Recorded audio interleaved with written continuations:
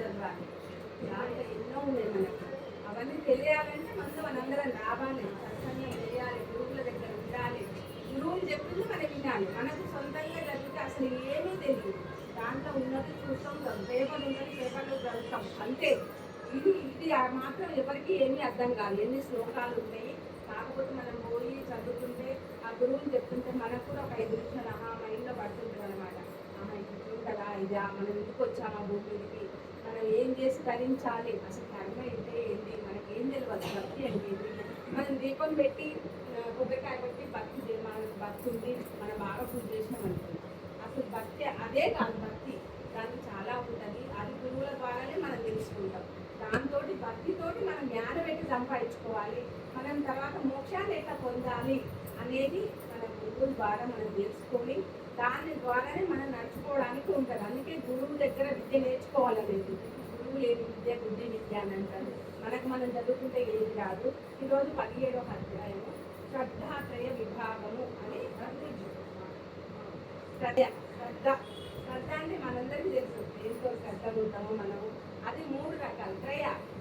అది 3 రకాలు. 3 రకాలుగా విభజించి శ్రద్ధాత్రయ విభాగాన్ని మనకు చెప్పాడు. ఎవరు చెప్పారు ఇక్కడ?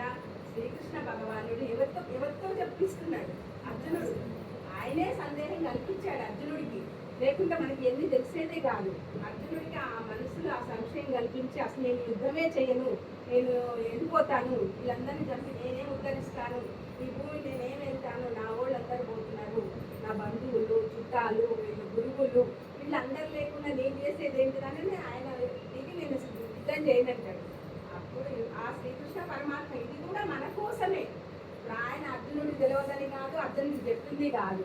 ఈ రానున్న కలియుగంలో ఈ జనాలందరూ ఎట్లా తరించాలి, ఎట్లా తెలుసుకోవాలి జ్ఞానాన్ని అనే దాని మీద మన కోసమే ఆయన చెప్పిండు. ఆ సంశయాన్ని మొత్తాన్ని తీర్చింది అన్నట్టు. దాంట్లో ఇది 17వ అధ్యాయంలో అర్జునుడికి చెప్తున్నాడు ఇక్కడ శ్రీకృష్ణ పరమాత్మ.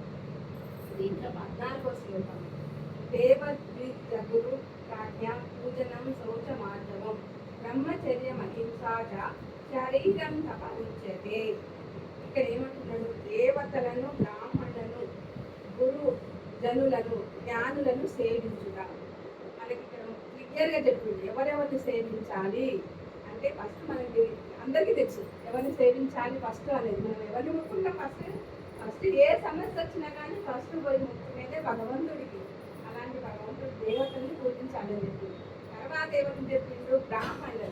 భగవంతుడికి మనకు మధ్యలో ఉండే అనుసంధానకర్త ఎవరు? ఆయనకు మనకు. తర్వాత బ్రాహ్మణులు. ఆయన సేవిస్తే కానీ బ్రాహ్మణులపై స్వామివారికి విన్నపిస్తారు అన్నట్టు మన తరఫున.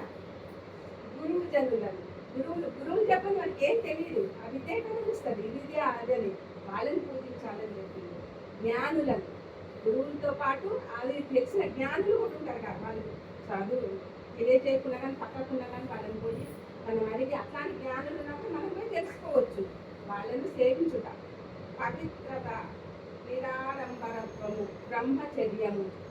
పవిత్రత, పవిత్రంగా ఉండేటోళ్ళు కూడా ఉంటారు కొంతమంది.